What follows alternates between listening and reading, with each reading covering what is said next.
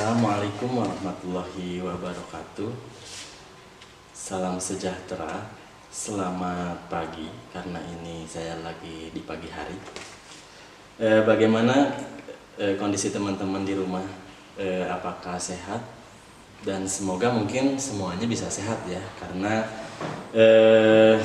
kita sekarang lagi dilanda musibah adanya wabah virus corona. Tetapi teman-teman tetap selalu santai, jangan cemas, karena ketika cemas ini akan menimbulkan yang namanya stres ya. Nah, kebetulan untuk hari ini kita belajar tentang konsep stres, adaptasi, dan mekanisme coping. Ini pertemuan di minggu kemarin seharusnya, tetapi karena kita jadwalnya atau waktunya itu sangat singkat gitu, sehingga konsep ini atau materi ini saya sampaikan pada kuliah online di hari ini ya. Di konsep stres, apa sih yang dimaksud dengan stres? Nah, pada saat ini mungkin kondisi kalian menganggap diri kalian ini stres dengan berbagai macam status yang kalian buat, mulai dari mungkin tugas dan apapun itu.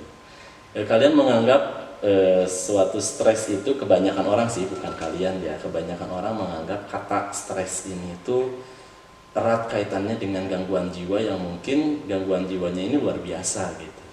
Tetapi stres ini pun kalau secara bahasa ini adalah penekanan ya. Jadi bukan artinya ini, bukan berarti seseorang dengan stres ini dia termasuk gangguan jiwa berat, tidak. Tetapi ketika kita mengalami stres dengan adaptasi yang baik atau dengan mekanisme coping yang baik, itu adalah yang dimaksud dengan sehat jiwa. Oke. Masuk saja slide pertama. Definisinya ini, kalau kata Kozer, ini suatu kondisi ketika individu berespon terhadap perubahan dalam status keseimbangan normal. Jadi ketika individu ini berespon, jadi ketika ada stresor pasti individu bakal berespon. Ya contohnya seperti kalian sekarang ada tugas, terus kalian berespon kan dengan ibaratnya ya cara bagaimana kalian itu untuk beresponnya itu berbeda-beda. Ada yang beresponnya santai, ada yang beresponnya mungkin dia melihat di update status atau apapun itulah, curhat ke temennya dan bagaimanapun, itu adalah suatu respon individu ya. Nah, terus kemudian kalau kata Hans Selye ini, segala sesuatu di mana tuntunan non spesifik mengharuskan individu berespon. Nah, terus yang ketiga ini dari Stuart and Sutton tahun 2005. Terbagi menjadi 3, ada stres ringan, sedang, dan berat. Jadi stres itu tidak hanya berat. Oke, next selanjutnya. Ini tahapan stres ini ada terbagi menjadi 6. Ada 1, 2, 3, 4, dan 5, dan 6. Tetapi ini tidak general. Tidak semua orang ini spesifik stresnya ini seperti ini. Karena manusia ini unik. Setiap manusia ini perilakunya berbeda. Orangnya pun berbeda. Misalkan contohnya saya dengan siapa itu pasti berbeda gitu. Jadi kalian menganggap misalkan contohnya seorang laki-laki itu semuanya sama, atau seorang perempuan itu semuanya sama, itu salah ya. Karena manusia ini unik. Keperawatan jiwa ini sangat enak dipraktikannya teman-teman, karena kalian belajar keperawatan jiwa itu, hal yang paling pertama kalian pelajari atau ibaratnya objeknya selain sebelum kalian ke pasien adalah diri kalian sendiri. Kemudian tahap 1 ini semangat yang berlebihan, penglihatan tajam, tidak sebagaimana biasanya, merasa mampu menyelesaikan pekerjaan, merasa senang dengan pekerjaannya itu. Nah, intinya pada tahap ke-1 ini tuh kalian ansietas atau tingkat kecemasannya ini tidak terlalu tinggi ya, tetapi alarmnya itu tuh ada gitu. Intinya peringatan itu selalu ada, tetapi ditandai dengan ini ya, semangat yang berlebihan, penglihatan tajam, merasa mampu menyelesaikan masalah. Nah, inilah bisa dibaca sendiri ya. Tahap kedua ini seseorang individu mulai merasa letih sewaktu bangun pagi yang seharusnya merasa segar bugar ya. Merasa mudah lelah dan lekas merasa letih menjelang sore hari, sering mengeluh, lambung nih, atau perutnya tidak nyaman, detakan jantungnya lebih keras dari biasanya atau berdebar-debar, otot punggung dan tekuk terasa tegang. Intinya ini ketika tahap kedua ini merasa letih sewaktu bangun pagi, sehingga ketika kalian mimpi hal-hal yang aneh-aneh itu mungkin kita jangan dulu memikirkan atau meramalkan mimpi itu ke arah yang primbon. Misalkan kalian mimpi dapat ikan, terus mungkin dapat rezeki, terus kalian mimpi apapun itu, tetapi itu adalah reaksi tubuh kalian atau alam bawah sadar kalian ini berespon terhadap stres. Ya, ini masih di tahap yang ketiga. Di sini ini ketegangan emosional. Kenapa bisa? Emosional dan emosi berbeda ya. Kenapa bisa kita sedikit-sedikit mungkin ketika kita merasa stres itu agak sedikit kok tiba-tiba cepat marah atau moodnya ini cepat terganggu, bisa teman-teman, karena jiwa kita ini mempunyai yang namanya, saya selalu bilang, kapasitas ya. Tetapi yang mengaturnya ini adalah logika kita atau pikiran kita. Ketika kita kelelahan, ketika jiwa kita banyak dihuni oleh stres, terus kemudian pikiran kita pun ada capeknya gitu. Jadi ketika pikiran kita capek, otomatis dia lauk ke bawah, down, logika kita down, akhirnya si jiwa kita yang penuh ini tidak akan bisa terkontrol gitu, dan akhirnya itulah bisa maksudnya ini kenapa bisa mengakibatkan kemarahan ya. Jadi ketika tahap yang ketiga ini mulailah ada ketegangan emosional semakin meningkat. Tahap keempat di sini yang paling utama, yang paling agak sedikit mengkhawatirkan adalah di sini menjadi kehilangan kemampuan untuk merespon secara memadai.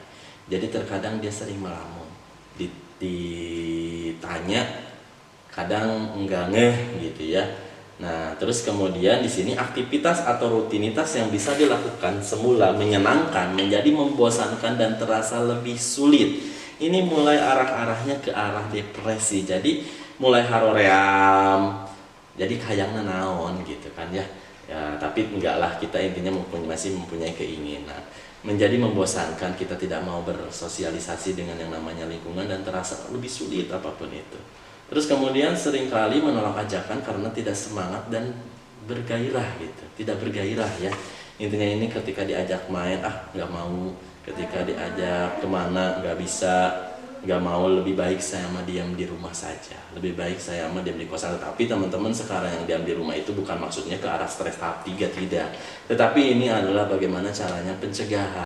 Terus kemudian daya konsentrasi dan daya ingat mulai menurun. Timbul perasaan ketakutan dan kecemasan yang tidak dapat dijelaskan apa penyebabnya. Ini lebih berbahaya di arah sini. Maka di sini tuh bisa masuk mulai dari dia ketakutan, akhirnya dia harga diri dia rendah. Terus kemudian isolasi sosial, kecemasannya tinggi, berhalusinasi lah, dan akhirnya halusinasinya tersebut merasa nyaman dengan dirinya berasa nyaman dengan halusinasi. Wah, itu lebih berbahaya ya. Oke, tahap 5, mulai kelelahan fisik dan mental semakin mendalam. Ketidakmampuan menyelesaikan pekerjaan sehari-hari yang ringan, kemudian gangguan sistem pencernaan semakin berat, mudah bingung dan panik. Panik adalah sesuatu atau ibaratnya rentang respon ansietas yang paling tinggi itu di panik. Jadi setiap ada stres rangsangan, dia panik, dia cemas gitu. Dia panik, ketakutan, seolah-olah ada apa gitu. Ya, ada sesuatu gitu ya. Nah, ini mulai tahapnya ke-5.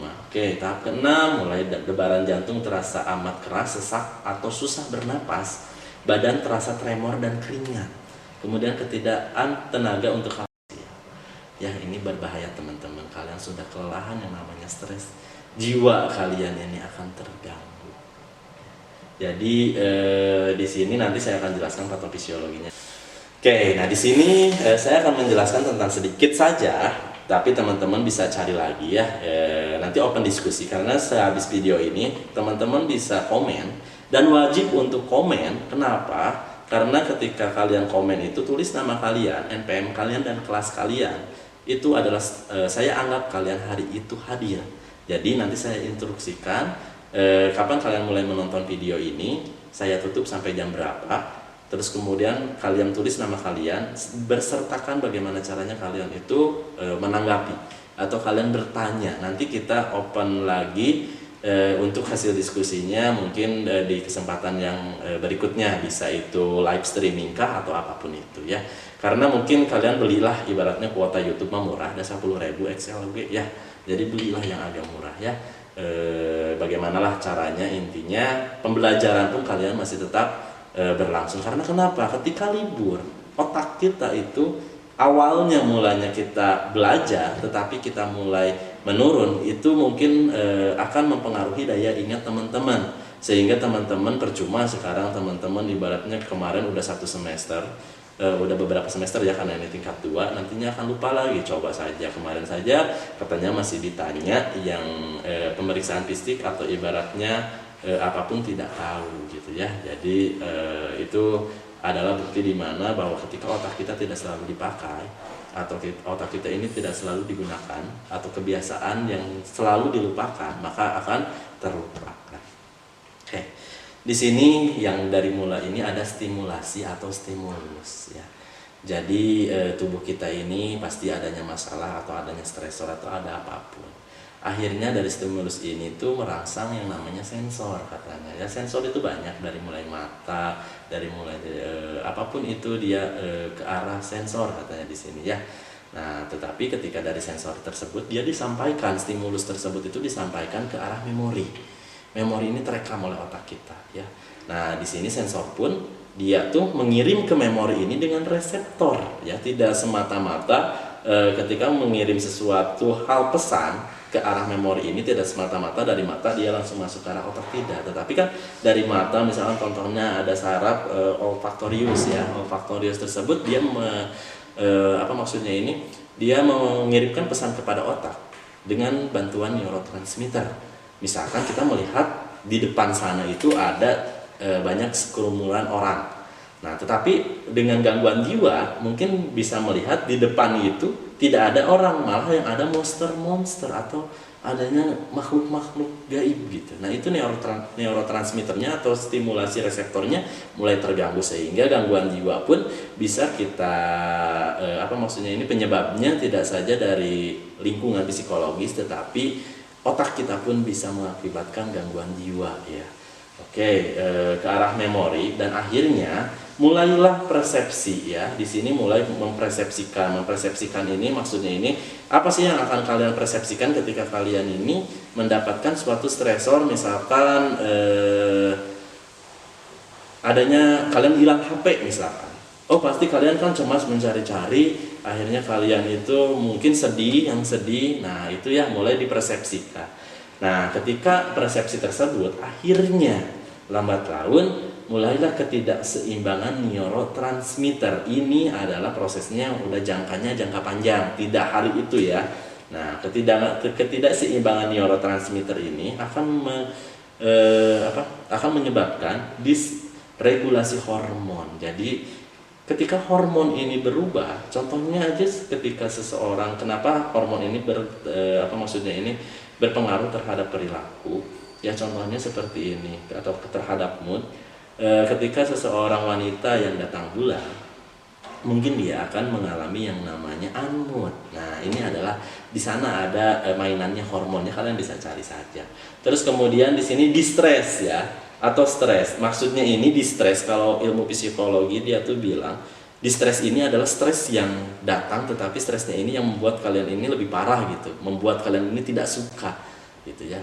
Ada yang namanya stresnya itu baik gitu. Nah, distressnya buruk. Terus kemudian dari ketidakseimbangan neurotransmitter ini mulailah disfungsi organ. Maksudnya disfungsi organ ini mungkin detak jantung kita normalnya ya segitu misalkan ya, tidak bradikardi atau nadi kita tidak tahikardi. Napas kita normalnya misalkan 20 kali per menit atau 19, banyak dia sampai 20-25 banyak. Nah, itu kalau ketidakseimbangan neurotransmitter ini akan berpengaruh terhadap disfungsi organ. Kemudian, nah di sini serunya dari distress ini tuh dia bisa mempengaruhi yang namanya hormon serotonin ya. Nah, saya sudah bilang dari pertemuan-pertemuan kemarin, ketika kita membicarakan tentang keperawatan jiwa atau biologis tentang perilaku, pasti tidak jauh dari serotonin. Kemudian dari norepinefrin, terus kemudian adrenal, terus sistem limbik, intinya yang ada di sana saja ya. Nah, dari serotonin ini akhirnya dia mempengaruhi hipotalamus ya. Kemudian hormon serotonin tersebut pun dia bisa mempengaruhi yang namanya Gaster 5-HT3. Ini adalah hormon serotonin ya. ketika serotoninnya dia diaktifkan karena ibaratnya di stres, dia akan mempengaruhi yang namanya lambung kita, sehingga kita akan merasakan yang namanya sakit atau ibaratnya yang sakit lambung mah gitu ya. Nah, terus kemudian dari hipotalamus, nah di sini mulai ke HPA aksis, dan akhirnya HPA aksis ini apa? Nah, tahu teman-teman HPA aksis? Nah, itu adalah kalau tidak salah ini ke arah gambaran jantung ya. Cuman cari lagi saja, saya kadang lupa kembali. Nah, di sini ketika jantung kita mulai berdebar gitu ya, ketika kita merasa cemas atau ada masalah stres, jantung kita tuh berdebar, itu tuh hormon kortisol dia mempengaruhi daya atau ibaratnya kecepatan jantung tersebut itu dipengaruhi oleh kortisol ya, akhirnya mengaktifkan angiotensin dan akhirnya heart rate-nya tidak seimbang atau ibaratnya tidak normal. Terus kemudian kortisolnya dia diaktifkan, maka akan berpengaruh terhadap imunitas ya. Imunitas di sini tuh ya imun kalian, makanya ketika kalian stres jangan anggap stres tersebut itu besar ya. Jangan menganggap stres itu besar ya teman-teman. Mengenai patofisiologinya, nah di sini ada situasi perlawan normal. Saya ngadopsi dari teorinya Hans Selye, General Adaptation Syndrome Model. Di sini ada tanda bahaya ini alam. Kemudian ada perlawanan dan akhirnya kelelahan. Jadi stres ini pun tubuh kita pun tidak selamanya dia melawan atau tidak selamanya dia dengan persepsi yang kuat. Tetapi kalau sekiranya tekanannya semakin besar dan itu semakin menekan, maka tubuh kalian pun akan merasa kalian tidak berdaya kembali dan akhirnya kelelahan. Dari sinilah awal mula terbentuknya terjadinya itu ya gangguan jiwa. Oke, next. Nah, kalau tadi stres, kalau stresor ini setiap kejadian atau stimulus yang menyebabkan individu mengalami stres ya. Jadi setiap masalah yang datang itu disebutnya biasanya stresor. Nah, stresor ini ada berupa internal dan ada eksternal. Nah, itu ya, itu untuk ke arah stres. Nah, ini ada sedikit penjelasan aja tentang mengenai coping. Nah, coping ini adalah cara individu menyelesaikan masalah, menyesuaikan diri dengan perubahan dan respon terhadap situasi yang mengancam atau suatu respon terhadap stres. Mekanisme coping ini kalau menurut Stuart ini ada adaptif dan ada maladaptif. Ini adalah konsep adaptasi stres dari sehat dan sakit ya, menjadi adaptif dan maladaptif. Terus kemudian strategi coping ini ada menurut Folkman, atau ini pun ada dari Stuart juga sama, ada problem fokus coping dan emosional fokus coping. Jadi ada beberapa strategi coping. Nah, di sini ini bagus buat kita bagaimana caranya ketika kita menghadapi suatu masalah, mana strategi coping yang akan kita lakukan. Nah, di sini ada comfortative coping. Nah, ini adalah bentuk dari bagian dari mekanisme coping atau strategi coping atau konfrontasi. Ini adalah usaha-usaha untuk mengubah keadaan masalah secara agresif ya. Adanya tingkat kemarahan bisa masuk dalam konstruktif apabila masuk pada pemecahan masalah, dan destruktif apabila menjadi agresif. Maksudnya konstruktif ini tuh ke arah yang lebih ini ya, ke arah yang lebih positif apabila masuk pada pemecahan masalah. Misalkan ada kita bisa marah kalau sekiranya ada stimulus yang masuk ke dalam diri kita ini luar biasa. Tetapi itu masuk ke arah konstruktif, dia masih normal. Tetapi kalau destruktif ini dia menjadi agresif, tidak terkontrol emosinya, atau ibaratnya dia berperilakunya lebih kekerasan gitu ya. Ada withdrawal behavior atau isolasi. Nah, ini ketika strategi copingnya, ketika menghadapi masalah dia mulai menarik diri, baik fisik maupun psikologis dari lingkungan, tidak mau tahu masalah yang dihadapi, menjauh dari sumber masalah, apatis, bersikap mengalah dan kurang keinginan. Ini adalah kalau menurut saya hal yang tidak wajib untuk kalian lakukan.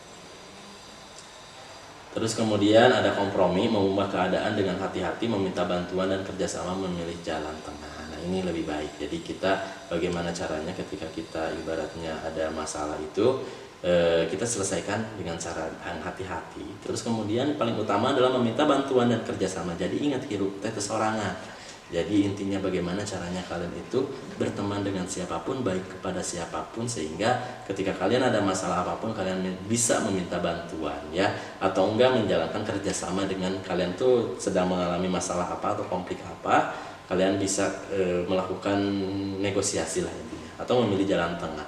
Terus kemudian di sini ada emotional coping, ada Daniel, mungkin tahu lah ya, rasional, regresi, ini banyak sampai undoing. Kalian coba cari saja sendiri, coba dibaca-baca ya, karena kalau sekiranya saya jelaskan satu persatu ini akan lama banget ya. Terus kemudian di sini ada faktor-faktor yang mempengaruhi. Nah, ada faktor-faktor yang mempengaruhi ini, mempengaruhi mekanisme coping ini dari umur, jenis kelamin, budaya ya. Karena umur ya, umur usia kanak-kanak mungkin berbeda dengan usia remaja, dewasa. Nah, terkadang kita perawatan jiwa atau ibaratnya perawatan jiwa ini dia mempelajari suatu ilmu perilaku, sehingga kita harus tahu tahap perkembangan dari mulai anak sampai dewasa ya. Nah, itu banyak ada yang dikemukakan oleh siapa? Nah, itu cari ya, Erik Erikson kalau nggak salah. Terus kemudian karakteristik kepribadian ini ada introvert, extrovert, yang lainnya lah yang ada Pak Toba bikin di statusnya atau Pak Toba sudah menjelaskan kepada kalian, itu bisa kalian pelajari. Itu bisa mempengaruhi juga ya yang namanya mekanisme coping. Terus kemudian sosial kognitif juga, dukungan sosial dan strateginya pun pasti. Ini setiap orang akan berbeda-beda dari keempat faktor-faktor yang mempengaruhi. Nah, di sini kalian bisa lihat, di sini adalah ada rancangan atau ibaratnya ini berbentuk konsep stres adaptasi yang dikemukakan oleh Stewart. Di sini yang paling atas ini ada faktor predisposisi. Faktor predisposisi ini adalah faktor resiko, atau bisa disebut kalau itu tuh faktor yang pencetus paling awal banget gitu, itu adalah predisposisi. Terus kemudian ada faktor presipitasi, terus kemudian ada penilaian terhadap stresor, sumber coping, mekanisme coping, konstruktif, destruktif, akhirnya dia masuk ke respon coping continue gitu. Ada respon adaptif, ada respon maladaptif, dan akhirnya dari respon tersebut mempengaruhi tentang diagnosis keperawatan. Kita lihat lagi di slide selanjutnya. Ini contoh-contohnya. Faktor predisposisi. Faktor pencetus awal, faktor resiko, mulai dari biologis. Biologis ini meliputi dari anatomi fisiologi tubuh kita, khususnya otak. Nah, di mana di sini ada latar belakang genetik.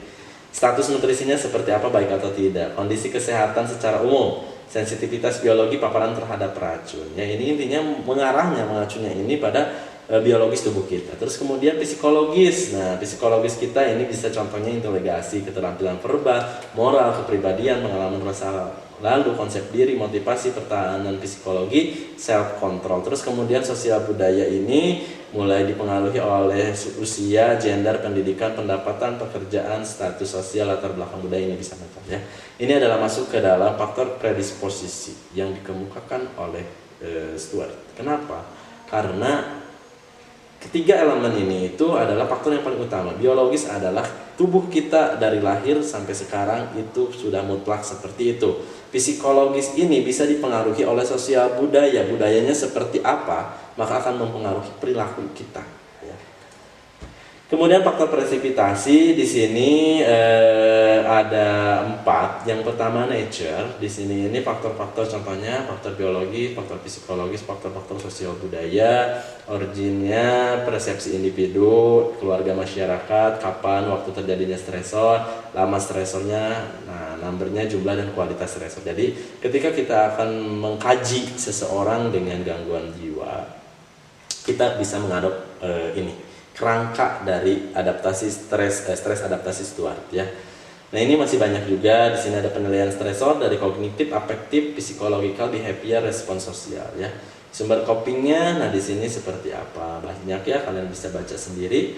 Terus kemudian, nah di sini mekanisme coping ada konstruktif, ada destruktif. Jadi intinya kalau konstruktif ini dia lebih ke arah positif, kalau sekiranya destruktif ini dia ke arah yang lebih negatif. Akhirnya itu bisa ketika kita sudah tahu dalam sana, kita bisa menentukan adaptif, dia responnya ke arah adaptif atau ke arah maladaptif.